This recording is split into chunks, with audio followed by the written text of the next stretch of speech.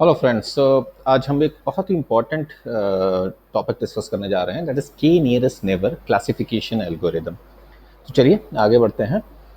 Generally जब भी हम क्लासिफिकेशन की बात करते हैं, टर्म सुपरवाइज लर्निंग आता है। आपने जब मशीन लर्निंग पढ़ी होगी तो आपने पढ़ा होगा कि दो तरीके से लर्निंग होती है, सुपरवाइज लर्निंग और अनसुपरवाइज लर्निंग। तो सुपरवाइज लर्निंग का बेसिकली मीन्स है कि हमारे पास पहले से कुछ लेबल्ड डेटा है। As you can see in this example, हमारे पास ये क्लास जो दिया हुआ है स्क्वायर एंड रूट, ये लेबल्ड डेटा है पहले से इन स्पेसिफिक डेटा पॉइंट्स के लिए। जबकि दूसरी तरफ हमारे पास अनलेबल्ड डेटा है, यानी हमारे पास इनपुट तो है बट उनके बेसिक में कोई कैटेगरी नहीं है कि हम इस डेटा को किस कैटेगरी में रखेंगे। तो ये हमारे लिए अननोन है और इसको हम किसी पर्टिकुलर एल्गोरिदम से फाइंड करेंगे। बट पहले से हम ट्रेंड होकर नहीं चल सकते कि ऐसा है तो ये होगा, ऐसा है तो ये होगा, and so on. So supervised learning, we will have labeled data, and unsupervised learning, we will have unlabeled data. Right.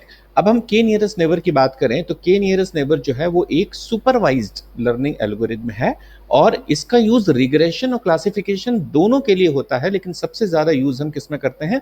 Classification problems में। जरूरत क्यों पड़ी के एन एन एल्गोरिदम की? देखिए, एक सिंपल सा एग्जांपल है कि सपोज हम कहें कि हमारे पास एक बैंक है और उस बैंक के मैनेजर के पास एक लोन एप्लीकेशन आई है। तो उसको ये बताना है कि क्या इसको लोन देना सेफ रहेगा कि रिस्की रहेगा। तो यहाँ पर सेफ और रिस्की दो स्पेसिफिक कैटेगरीज हैं जिसमें हम नए कस्टमर को रखना चाहते हैं। लेकिन वो हम कब रख सकते हैं, कैसे रख सकते हैं? प्रीवियस एक्सपीरियंसेस के बेसिस पे। यानी पहले हमारे पास कुछ डेटा पॉइंट्स होंगे जिनके बेसिस पे हम एनालाइज करेंगे कि इसको लोन देना सेफ है कि रिस्की है। सेकेंड एग्जाम्पल में आप यहां देख सकते हो कि हमारे पास दो कैटेगरीज हैं, category A, category B. Category A green से सिंबलाइज है, कैटेगरी बी ऑरेंज से सिंबलाइज है। यहां पर हमारे पास अचानक एक नया डेटा पॉइंट आता है और हमारे सामने क्वेश्चन होता है कि अब इस नए डेटा पॉइंट को हम ए में रखें या बी में रखें। तो इस तरीके की प्रॉब्लम्स को हम सॉल्व आउट कर सकते हैं with the help of K N N algorithm. तो that is what why we need this algorithm.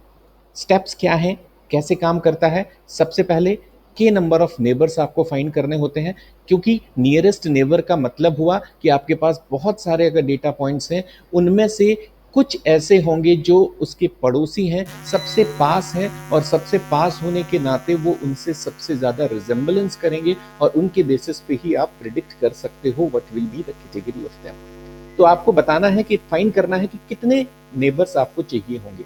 It could be 2, 3, 4, 10, 15। आप जितने ज्यादा रखो उतना बेटर है, उतना ज्यादा आप क्लोज रिजेंबलेंस दे सकते हो। Then you will calculate the Euclidean distance. आप के नंबर ऑफ नेबर्स के लिए यूक्लिडियन डिस्टेंस को फाइंड करोगे।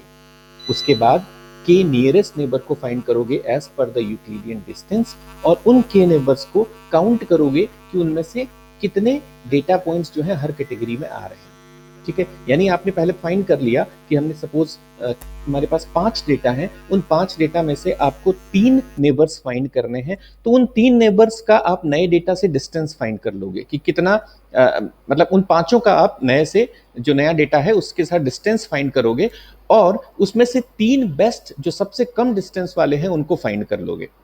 ठीक है, और उन तीनों में आप ये चेक करोगे इनकी कैटेगरी कौन सी है। ठीक है, और जो कैटेगरी सबसे ज्यादा आती है that will be our output. Right? कैसे?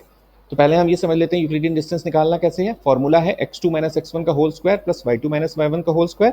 यहाँ पर x2 y2 जो है हमारे पास एग्जिस्टिंग डेटा पॉइंट्स हैं, और x1 और y1 जिस नए डेटा के लिए हमको निकालना है उनकी वैल्यू है। ठीक है, एग्जाम्पल देखिए, हमारे पास 4 पॉइंट्स हैं P1, P2, P3, P4।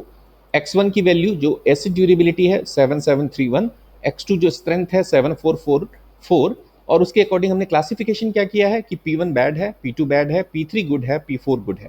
यानी 2 बैड 2 गुड है हमारे पास। इसके लिए हमारे पास एक डेटा है, इसके लिए हमने मॉडल को ट्रेन कर रखा है। ठीक है, मॉडल समझता है। तो अब हम नियरेस्ट नेबरहुड का जब इस्तेमाल करेंगे एक नए पॉइंट के लिए, मान लीजिए हमारे पास P5 आ गया। P5 की हमको x1 और x2 की वैल्यू मिल गई।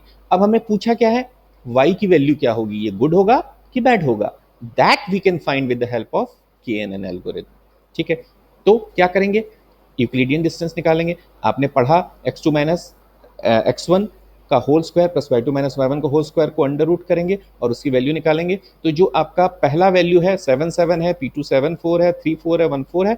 तो 7 माइनस 3 कौन सा है? ये वाला। ठीक है, 7 माइनस 7 कौन सा है? ये वाला। अगले में 7 माइनस थ्री, थ्री कौन सा है, ये वाला, 7 minus three, 4 minus 7, 3 minus three, 4 minus 7, 1 minus three, 4 minus 7। ठीक है, तो इन सब के साथ आप 3737 को लेकर चलोगे नए डेटा को और उसका स्क्वायर रूट निकालोगे और वैल्यू आपको मिलेगी। तो 4, 5, 3 एंड 3.6 ये डिस्टेंसेस हो गई इन पॉइंट्स के साथ जो नया डेटा है उसका। कम डिस्टेंस किसकी है, कौन नियरेस्ट है, ये वाला सबसे पास है, उसके बाद कौन सा है, ये वाला है, उसके बाद कौन सा है, ये वाला है, और फिर लास्ट में ये वाला है। चाहिए कितने, 3। तो पहला ये ले लिया, दूसरा ये ले लिया, तीसरा ये ले लिया, यानी P3, P4, P1 हमारे P3, P4, P1 हमारे नियरेस्ट नेबर हो गए। अब इन नियरेस्ट नेबर में हमारी जो क्लास प्रिडिक्ट करनी है वो किसकी ज्यादा है, P3 good, P4 good, P1 bad. कितने गुड, 2, कितना बैड, 1, ज्यादा कौन सा हुआ, गुड। तो आउटपुट क्या हुआ, गुड। तो हमें जो मिला x1 x2 जो नया पॉइंट है वो किस कैटेगरी में आएगा, गुड में। तो दोस्तों आई थिंक आपको समझ में आया होगा। अगर कोई डाउट है, कोई कंफ्यूजन है, आप प्लीज कमेंट सेक्शन में भेजिए and please do like and subscribe. Thank you very much.